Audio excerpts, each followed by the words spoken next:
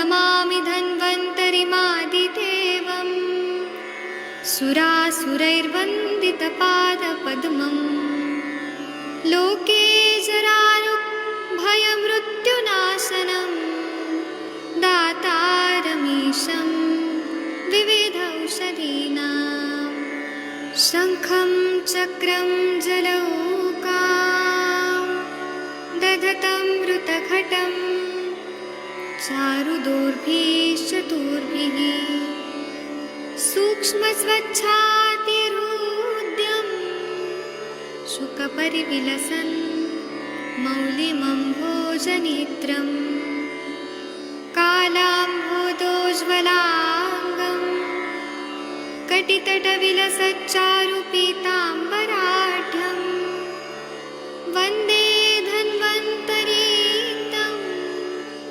निखिलगदवन् प्रौढदावाग्निलीलम् प्रौढदावाग्निलीलम् प्रौढदावाग्निलीलम्।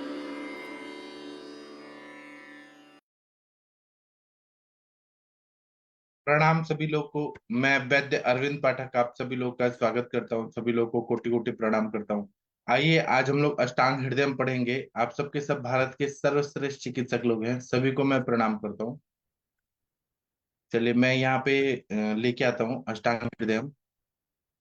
श्लोक नंबर 25 हमें पढ़ना है। आदरणीय महेंद्र सर आप कृपया पढ़ेंगे।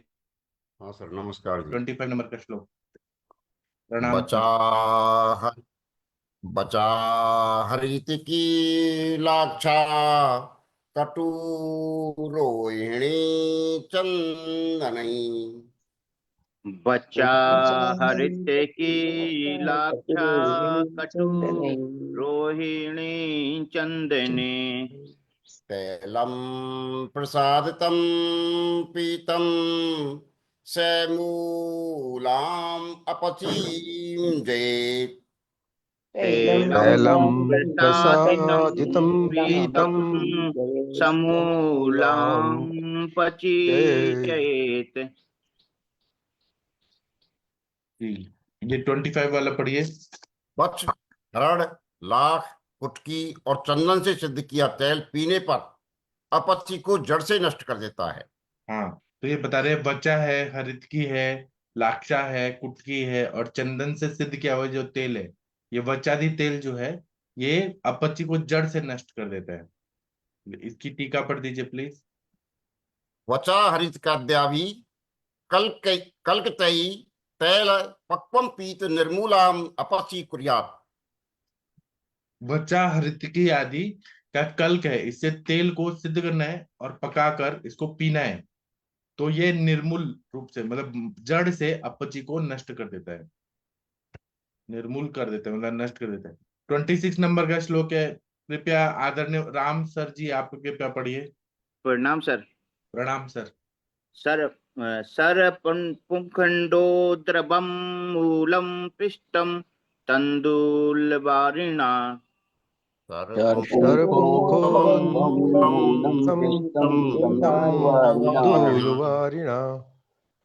नस्यालेपाच्य दुष्टा रुद्र पची विष जंतुजित। नश्यालेपाच दुष्टारूपची विषजन्तुजित्। ये पढ़िए।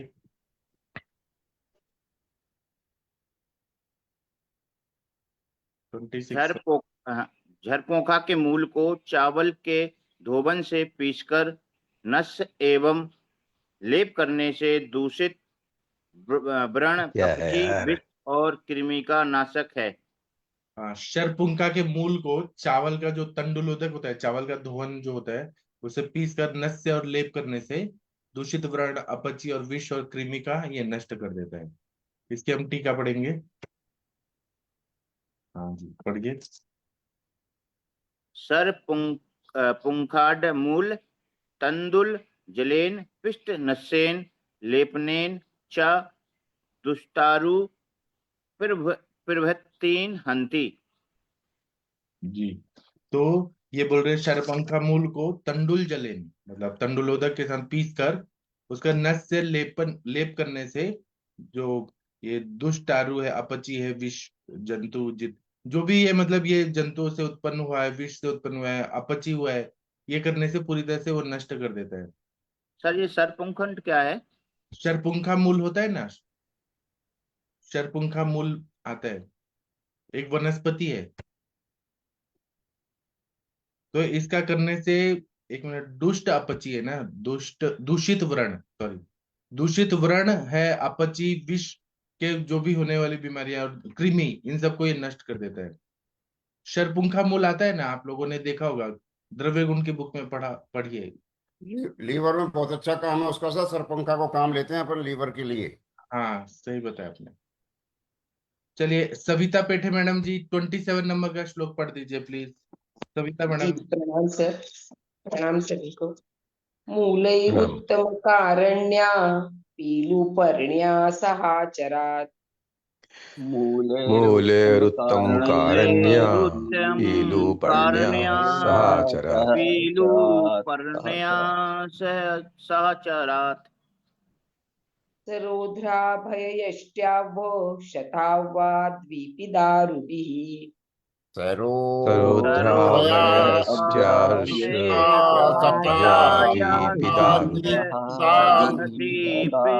दारुभी तैलं क्षीरसमं सिद्धं नस्ये अभ्यङ्गे च पूजितम्। तैलं क्षीरसं सिद्धं नस्ये अभ्यङ्गे च पूजितम्। अभ्यङ्गे च पूजितम्। हम इसका टीका पढ़ेंगे। ये ज्योतिषमती तेल जी पढ़ दी। हाँ। उत्तम कारणी मीन्स करंब, पीलू मीन्स मूरवा और सहचर मीन्स छिंटी, इनका मूल लोध्र, खस, मुलहटी, सौफ, चित्रक और देवदारू, इनसे तेल के बराबर दूध में सिद्ध किया तेल नस्य और अभ्यंग में उत्तम है। इससे उत्तम पाक के लिए तिगुना जल भी देना चाहिए। यह सिद्धा शिवदास तेल ने कहते हैं। हाँ, उत्तम कारणी हो गया, पीलू मुरवा हो गया, सहचर, झिंटी मूल, ये सब लोद्र, खस, मुलेठी, सौंफ, चित्रक और देवदारू, इनसे तेल के बराबर दूध में सिद्ध किया हुआ जो तेल है, जितना तेल लिया उतना ही दूध लिया, उससे तेल सिद्ध किया, ये नस्य और अभ्यंग में उत्तम है। इसके उत्तम पाक के लिए तिगुना जल लेना चाहिए, ऐसा श्री शिवदास सेन जी कहते हैं। चलिए इसकी टीका पढ़ते हैं जी। उत्तम कारण्यादिना मूलैस्तैल क्षीरतुल्य सिद्ध नस्ये अभ्यंगे च हितम्। उत्तमोत्तम एकति अन्यतरस्याम् इति रस्व इति हस्र। उत्तम का चासरणी च उत्तम कारिणी इत्यर्थ। उत्तम कारिणी करंभ। हाँ, उत्तम कारण्यादिना, मूल ही तैल मतलब कारण्य मतलब ज्योतिषमती हो गया, उसका मूल लेना है और जितना तेल लिया उतना दूध लिया है, इससे सिद्ध नस्य अभ्यंग के लिए उत्तम है। उत्तम है भगवती अंतरस्यामिति ह्रस्व, उत्तम में से उत्तम लेना है, अन्य लोग ह्रस्व को भी प्रयोग करते हैं। ये बाकी सब जो है ना, उत्तम का मतलब अवर्णिश्च, उत्तम कारणित्यर्थ, उत्तम करणी करम्भ, करम्भ अंबा ऐसे बोला है, यहाँ पे ज्योतिषमती तेल ऐसे लिखा है और यहाँ पे करम्भ लिखा है, तो वो किस तेल को बोल रहे हैं, किस वनस्पति को बोल रहे हैं, वो देखना पड़ेगा। चलिए 28 नंबर का जो श्लोक है, कौन पढ़ना चाहेगा आप लोगों में से? डॉक्टर हरिहर सर आप पढ़ सकते हैं? डॉक्टर हरिहर सर या महाजन सर? प्रणाम सर, प्रणाम। कौन पढ़ना चाहेगा? प्रणाम सर, पढ़ देता हूँ। हाँ। गोव्याज्याखु अश्वखुरा दग्धा कटु तेलेन लेपनम।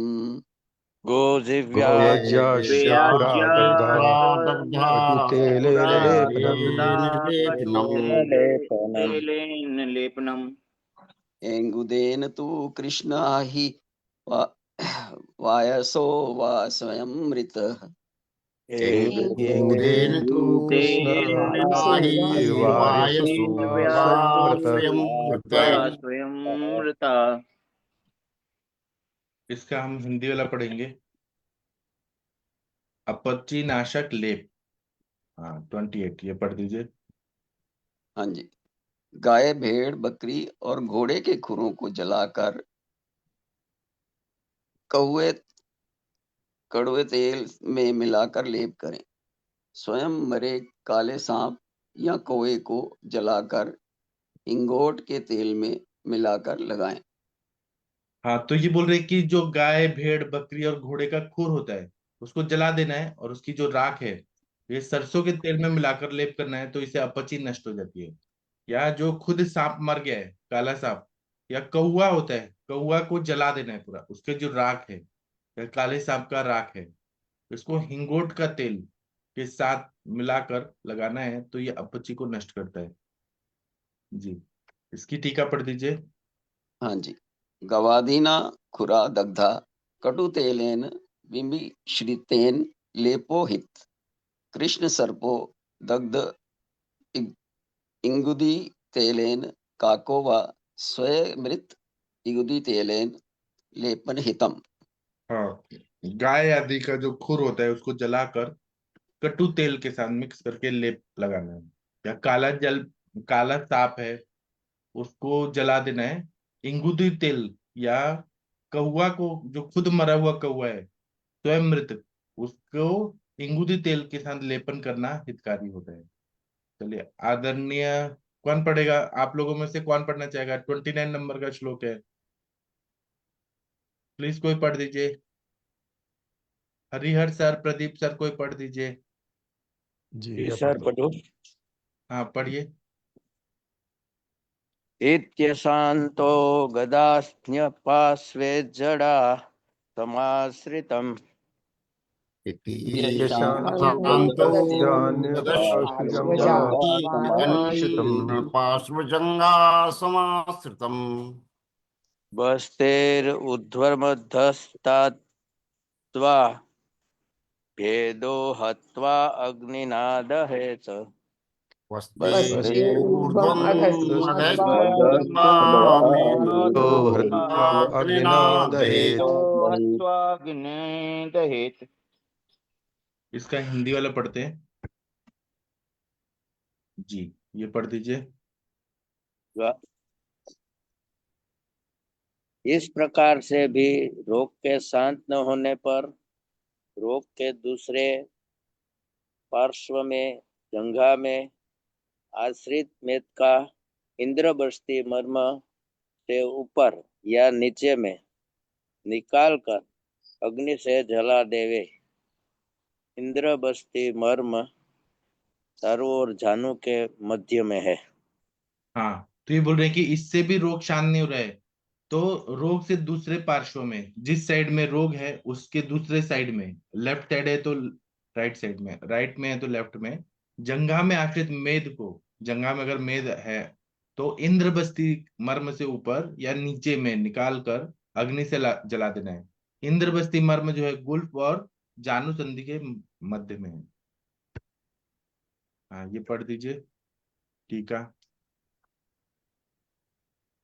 एवमप्यशान्तो सत्या रोगस्य पार्श्वजंगा समाश्रितः बस्ते रुद्रमेव दस्ताद्रा भेदो हत्वा ज्वलनेन दहेत। हाँ इस सब से भी अशांत जो है उसको रोग को देख के पार्श्व और जंघा में जो समाश्रित मेद है तो उसको बस्ते रूढ़ मदस ताद्वा, बस वो जो वहां पे आश्रित है मेद को वो ज्वलनेन दहेत, मतलब मेद को नष्ट करने के लिए, अग्नि कर्म करने के लिए बोला गया है। 30 नंबर का जो श्लोक है सर इसमें ये जो हृत्वा का प्रयोग किया गया है, मेदो हृत्वा, मेद को निकाल कर, तो ये कैसे, इसका क्या अर्थ निकलेगा? पर नीचे से निकाल कर, मतलब वहां पे शायद लाइपोमा जैसा कुछ है, जो मेद को निकाल, इंद्रबस्ती मर्म से ऊपर या नीचे में निकाल कर, तो निकालने का क्या अर्थ हुआ इसमें? मुझे तो ऐसा लगता है कि मूल स्थान क्या है मेद का? वपावहन और क्या है? नहीं सर, जैसे इंद्रवस्ती का जो मर्म है अपनी जो नीचे होता है वो उसको देख लेंगे। इंद्रवस्ती मर्म की कोई दिक्कत नहीं है, उसके ऊपर हो या नीचे, ये इन्होंने कह दिया। लेकिन नीचे में निकाल कर अग्नि से जला दे, में निकालने का मतलब कुछ समझ में नहीं आया सर। निकालने का मतलब ये है कि अगर हम लोग देखेंगे तो वपावहन और कोई मूल स्थान है ना वहां, फ्रिक्को और वपावहन ऐसे जो बोला है, तो अगर हम वहां से मेद को निकालेंगे तो बाकी मेद भी अपने आप कम हो जाएगा। अच्छा। वहां पे जो मेद का वो है ना स्थान, वहां से निकालेंगे तो ऊपर भी कहीं पर भी अपची है, वो भी अपने आप। इंद्रवस्ती से ये इस तरह मर्म को मतलब उसको उसको इंद्रमस्ती मेद को भी ऊपर, निकाल लेना है। इंद्रबस्ती मर्म से ऊपर और नीचे निकालना है। लाइपोसक्शन वैसा हुआ क्या ये? हाँ, एक जगह से निकाल दिया तो दूसरा मेद अपने आप कम हो जाएगा। और यहाँ पे जो श्लोक है ना, बस्ते रूढ़ मधस्तद्वा, तो बस्ते मतलब इंद्र बस्ती ऐसे बोल रहे हैं। हाँ नहीं, वो तो सही है, वो तो आ गया समझ में। इंद्रवस्ती का तो ये इसमें हिंदी में भी दिया उर्दू हुआ और है, लेकिन ये निकालने का कुछ मतलब कम समझ में। आदमी निकालने नहीं का मतलब क्या, वही उसको सर हो गया उसको उसके पकड़ के उसको जला देंगे, जला के निकाल लेंगे उसको मेद को ही वहां से। मेद को निकाल के अग्निकर्म करके कर देना है, तो एक साइड से निकाला दूसरे साइड में जो अपची वगैरह वो है वो अपने आप कम हो जाएगा। ठीक सर। जी सर। इसके बाद वाला श्लोक जो है 30 नंबर का जो श्लोक है, ये कौन पढ़ना चाहेगा? वीना मैडम आप पढ़ेंगी? सबसे इंटेलिजेंट है वीना मैडम। 30 के 31। 30 स्थितस्य ऊर्ध्वम। स्थितस्योर्ध्वं पदं मित्वा तन्मानेन च पार्ष्णितः। स्थितस्योर्ध्वपद्मं मित्वा तन्मानेन च पदं पार्षता। मित्वा तन्मानेन च परिनिष्ठा। तत ऊर्ध्वहरेद् ग्रन्थि नित्याः भगवान् निमिः। तत तत ऊर्ध्वहरेद् ऊर्ध्वहरेद् ग्रन्थि ग्रन्थि ग्रन्थाः भगवान्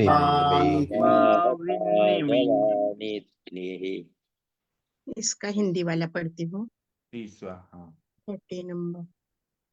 भगवान निमि का कहना है कि पुरुष को सीधा खड़ा करके पैर को माप कर पैर के 12 पार्श्वनी से जंघा में माप लेकर वहां से ग्रंथियों को निकाले। हाँ, भगवान निमि जो है वो शालक्य तंत्र के बहुत बड़े चिकित्सक हैं, उनको भगवान का है। तो भगवान नाभि में वाग्भट जी उनको भगवान मानते हैं, इतने वो श्रेष्ठ हैं सर्जरी में। तो पुरुष को सीधा खड़ा कर देना है, पैर को माप लेना है, पैर के बराबर पाशनी से जंघा में माप ले लेना है। पाशनी से जंघा तक कितना है, और वहां पर मापने के बाद ग्रंथियों को निकाल देना है। तो ये ग्रंथि कौन सी है? मतलब जो लिम्फ नोड का है वो ग्रंथि है क्या? नहीं सर, ये फैट ही है। फैट है? में हाँ अच्छा, ये फैट भी हो सकता है या फिर वो जो बिनाइन ट्यूमर होता है वो भी हो सकता है। अर्बुद तो हाँ वो ट्यूमर हो गया, ग्रंथि मतलब गांठ, तो ये हाँ। Life type. हाँ चलिए इसकी टीका पढ़ दीजिए।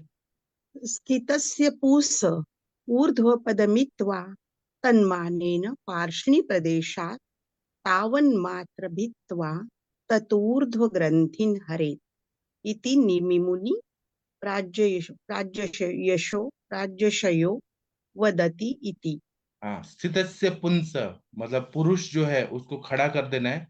ऊर्ध्वम पदम मित्वा, ऊपर ऐसे खड़ा करके उसको पैरों का पूरा तन माने पार्श्व प्रदेशात, पार्श्व के प्रदेश से तावन मात्र मित्वा, उसको पूरा नाप देना है।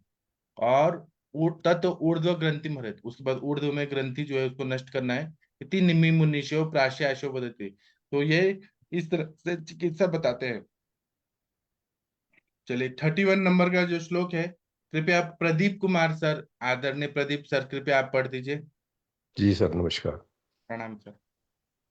पार्ष्णी प्रति 12 चांगुलानि मुक्तेन्द्र बस्ती च गदान्य पार्श्वे। पार्ष्णी प्रति द्वादश चांगुलानि मुक्तेन्द्र बस्ती च गदानि सर्वे। विदार्य मत्स्यांड निभानी मध्या जालानि कर्षदेति शुश्रोक्तति। विदार्य मत्स्यानि निधानि जालानि कर्षेति जालानि ज्वालानि कर्षेदिति शुश्रोक्ति। इसका हिंदी वाला पढ़ते हैं। सुश्रुत के मत से क्या चिकित्सा है? हाँ, पढ़िए सर। सुश्रुत का कहना है कि रोग जिस पार्श्व में हो उससे दूसरे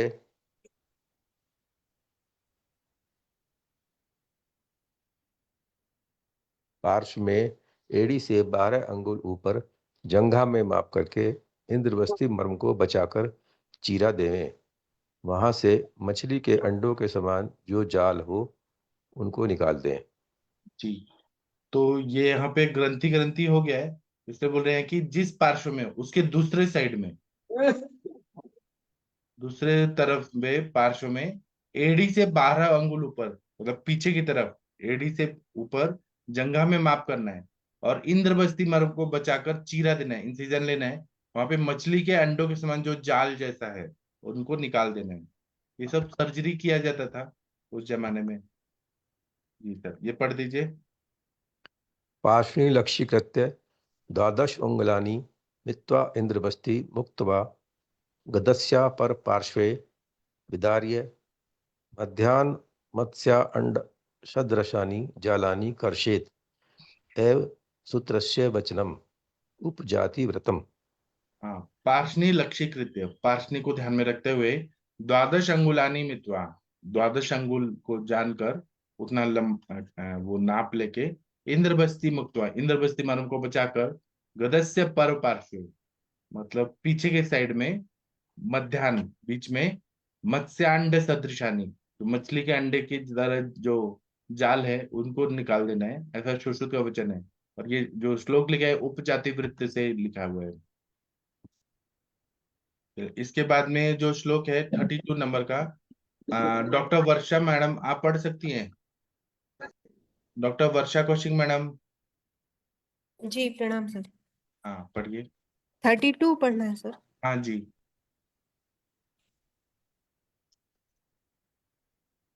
पढ़िए। जी। भागुल्फ करणात्सु मितस्य जंतोस्त तस्याष्टभागम हुड्काद विभुज्यत। पढ़िए सब लोग। सुमित्स्य जंतो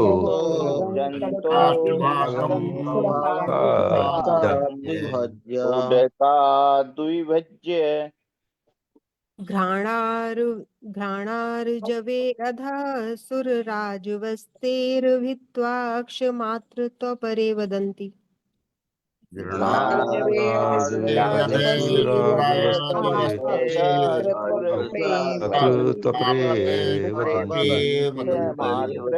परे वदन्ति। हिंदी वाला पढ़ना है। जी सर। हाँ ये पढ़िए। गुल्फ से लेकर कान तक मनुष्य का माप लेकर गुल्फ से लंबाई का 8वां भाग अलग करके, अर्थात लंबाई का 8वां भाग गुल्फ से नापकर इंद्रवस्ती मर्म के नीचे नासा के समान सीधा आंख के बराबर 2 अंगुल भेदन करें।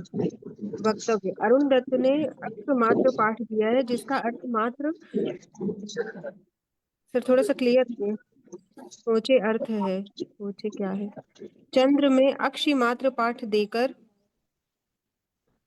नहीं दिख रहा है, अंगुल द्वय, अंगुल द्वय प्रमाण अर्थ किया है। हाँ ये मतांतर है, अपना अपना मत है कि अलग मत है कि गुल्फ से लेकर कान तक मनुष्य का माप लेना है।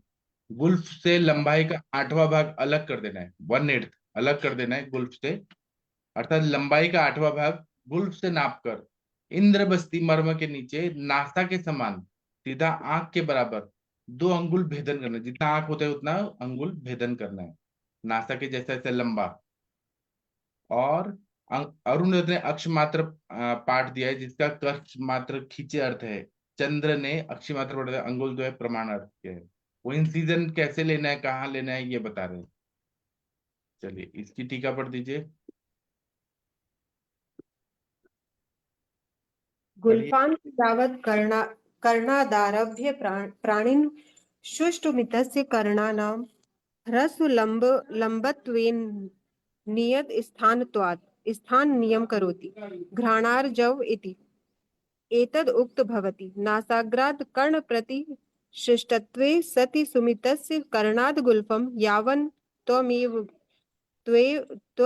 त्वएवमेव तथा तस्य नरस्य खुड्काद् गुल्फाद् अष्टभाग विभज्य त्यक्त्वा इन्द्रवस्तेरधस्तथा विभित्वा अक्षमात्र कर्षेत् इति परे वदन्ति इन्द्रवज्रावृतम्। गुल्फांत यावत कर्णदारभ्य प्राणी, मतलब गुल्फ के अंत में कान तक, गुल्फ से लेके गुल्फ के अंत मतलब पार्शनी से लेके कर्ण तक प्राणी को खड़ा करके और कान तक ऐसे करके फिर वन बताया है। ह्रस्व लंबत्वान्य स्थानत्वा स्थान नियम करोति। ह्रस्व लंब मतलब छोटा या बड़ा, नियत स्थान को देख के स्थान का नियम करना है। घ्राणार्जव इत्युक्त होती नासाग्रात कर्ण प्रति सुसृष्ट हुए सती सुमितस्य कर्णात् गुल्फं यावत् न त्वमेव तथा तस्य नरस्य खुड्कात् गुल्फात् अष्टभाग विभज्य, मतलब पूरा ऐसे नापना है कान से गुल्फ तक और आठवां भाग को ऐसे मार्क करके आठवां भाग को छोड़ के इंद्रबस्ती मर्म के नीचे एक आंख के मात्रा अक्ष मात्र कर्षित, उतना हमें ग्रंथि को निकालना है। यहाँ पे कहा है इंद्रव्रजावृतम ऐसा बताया है। चलिए 33 नंबर का जो श्लोक है, एक श्लोक पढ़ के रुकेंगे। आप लोगों में से कौन पढ़ना चाहेगा? डॉक्टर शशि मैडम आप पढ़ना चाहेंगी या जितेंद्र कुमार भांजा जी आप पढ़ना चाहेंगे? हाँ सर, प्रणाम सर। आप प्रणाम सर, प्लीज पढ़िए। उपनावहा नीलनाडी पाटिता साधुले पयेत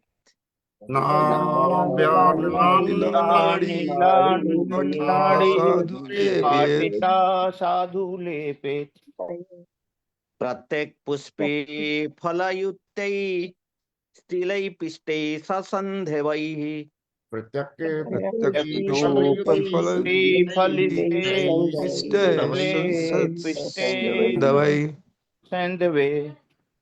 चलिए इसका हम ये पढ़ लेते हैं। हिंदी वाला पढ़िए सर।